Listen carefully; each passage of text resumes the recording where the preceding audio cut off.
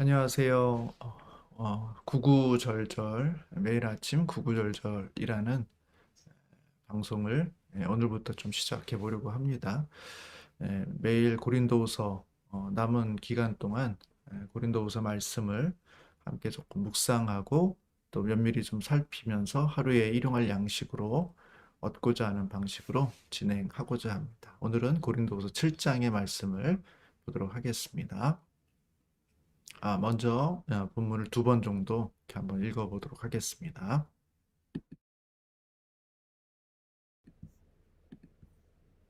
제7장. 그런즉 사랑하는 자들아, 이 약속을 가진 우리는 하나님을 두려워하는 가운데서 거룩함을 온전히 이루어 육과 영의 온갖 더러운 것에서 자신을 깨끗하게 하자. 마음으로 우리를 영접하라. 우리는 아무에게도 불의를 행하지 않고 아무에게도 해롭게 하지 않고 아무에게서도 속여 빼앗은 일이 없노라. 내가 이 말을 하는 것은 너희를 정죄하려고 하는 것이 아니라 내가 이전에 말하였거니와 너희가 우리 마음에 있어 함께 죽고 함께 살게 하고자 함이라. 나는 너희를 향하여 담대한 것도 많고 너희를 위하여 자랑하는 것도 많으니 내가 우리의 모든 환난 가운데서도 위로가 가득하고 기쁨이 넘치는도다. 우리가 마게도냐에 이르렀을 때에도 우리 육체가 편하지 못하였고 사방으로 환난을 당하여 밖으로는 다툼이요 안으로는 두려움이었노라. 그러나 낙심한 자들을 위로하시는 하나님이 디도가 오므로 우리를 위로하셨으니 그가 온 것뿐 아니요 오직 그가 너희에게서 받은 그 위로로 위로하고 너희의 사모함과 애통함과 나를 위하여 열심히 있는 것을 우리에게 보고함으로 나를 더욱 기쁘게 하였느니라. 그러므로 내가 편지로 너희를 근심하게 한 것을 후회하였으나 지금은 후회하지 아니함은 그 편지가 너희로 잠시만 근심하게 한 줄을 알미라. 내가 지금 기뻐함은 너희로 근심하게 한 까닭이 아니요 도리어 너희가 근심함으로 회개함에 이른 까닭이라. 너희가 하나님의 뜻대로 근심하게 된 것은 우리에게서 아무 해도 받지 않게 하려 함이라.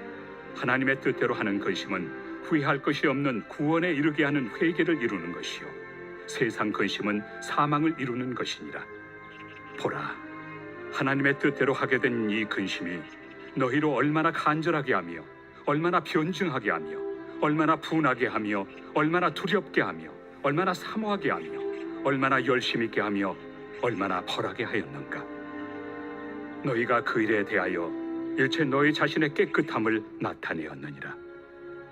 그런즉 내가 너희에게 쓴 것은 그 불의를 행한 자를 위한 것도 아니요 그 불의를 당한 자를 위한 것도 아니요 오직 우리를 위한 너희의 간절함이 하나님 앞에서 너희에게 나타나게 하려 함이로라. 이로 말미암아 우리가 위로를 받았고 우리가 받은 위로 위에 디도의 기쁨으로 우리가 더욱 많이 기뻐함은 그의 마음이 너희 무리로 말미암아 안심함을 얻었습니다.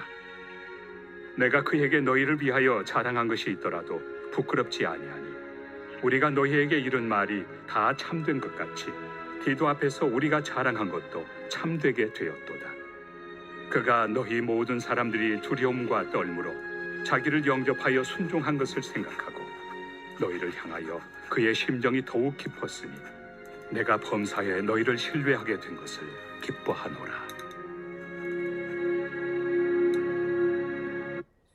네, 다시 한번 읽도록 하겠습니다. 제7장.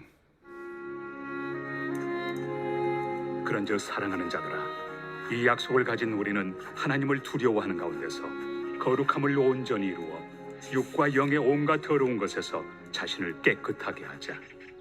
마음으로 우리를 영접하라. 우리는 아무에게도 불의를 행하지 않고 아무에게도 해롭게 하지 않고 아무에게서도 속여 빼앗은 일이 없노라. 내가 이 말을 하는 것은 너희를 정죄하려고 하는 것이 아니라 내가 이전에 말하였거니와 너희가 우리 마음에 있어 함께 죽고 함께 살게 하고자 함이라. 나는 너희를 향하여 담대한 것도 많고 너희를 위하여 자랑하는 것도 많으니 내가 우리의 모든 환난 가운데서도 위로가 가득하고 기쁨이 넘치는도다. 우리가 마게도냐에 이르렀을 때에도 우리 육체가 편하지 못하였고 사방으로 환난을 당하여 밖으로는 다툼이요 안으로는 두려움이었노라. 그러나 낙심한 자들을 위로하시는 하나님이 디도가 옴으로 우리를 위로하셨으니 그가 온 것뿐 아니요 오직 그가 너희에게서 받은 그 위로로 위로하고 너희의 사모함과 애통함과 나를 위하여 열심히 있는 것을 우리에게 보고함으로 나를 더욱 기쁘게 하였느니라. 그러므로 내가 편지로 너희를 근심하게 한 것을 후회하였으나 지금은 후회하지 아니함은 그 편지가 너희로 잠시만 근심하게 한 줄을 알미라. 내가 지금 기뻐함은 너희로 근심하게 한 까닭이 아니요 도리어 너희가 근심함으로 회개함에 이른 까닭이라. 너희가 하나님의 뜻대로 근심하게 된 것은 우리에게서 아무 해도 받지 않게 하려 함이라. 하나님의 뜻대로 하는 근심은 후회할 것이 없는 구원에 이르게 하는 회개를 이루는 것이요 세상 근심은 사망을 이루는 것이니라. 보라, 하나님의 뜻대로 하게 된 이 근심이 너희로 얼마나 간절하게 하며 얼마나 변증하게 하며 얼마나 분하게 하며 얼마나 두렵게 하며 얼마나 사모하게 하며 얼마나 열심 있게 하며 얼마나 벌하게 하였는가.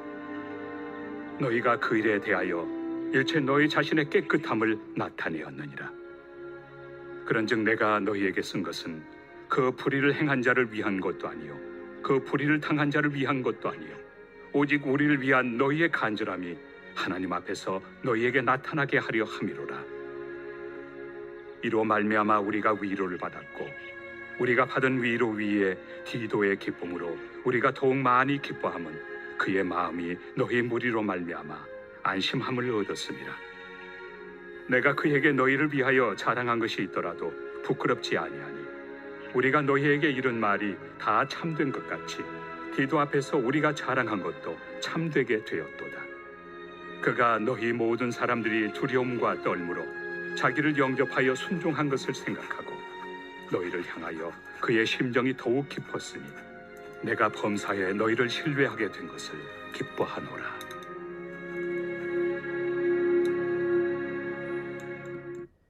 아멘.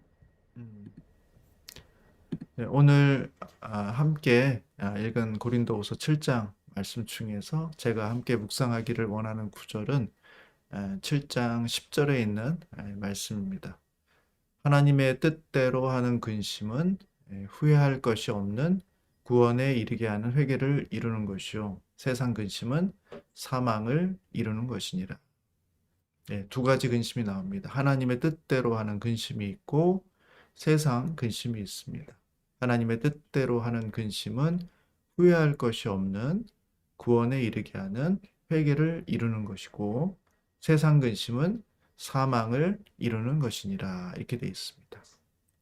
다시 한번 말씀드리면 하나님의 뜻대로 하는 근심은 후회할 것이 없는 구원에 이르게 하는 회개를 이루는 것이고 세상 근심은 사망을 이루는 것이니라. 이렇게 정리해 볼 수 있겠습니다.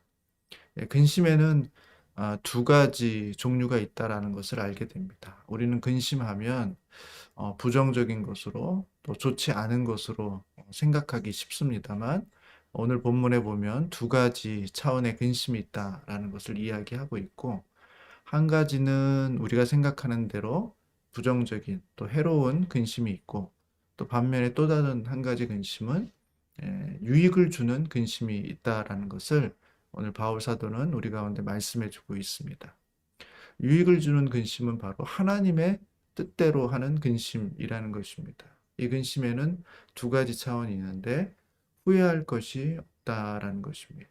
지금 당장은 힘들고 어렵고 괴로워 보이지만 나중에 돌이켜서 보면 그 근심이 나에게 유익했구나. 그것은 후회되는 일이 아니었구나. 나에게는 반드시 필요한 일이었구나 라는 생각을 하게 된다는 것입니다.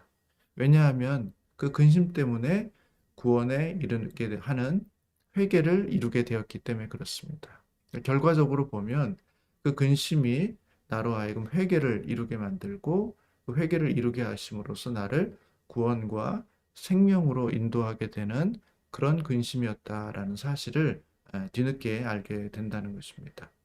그리고 부정적인 측면에서의 근심은 바로 세상 근심이라는 것입니다.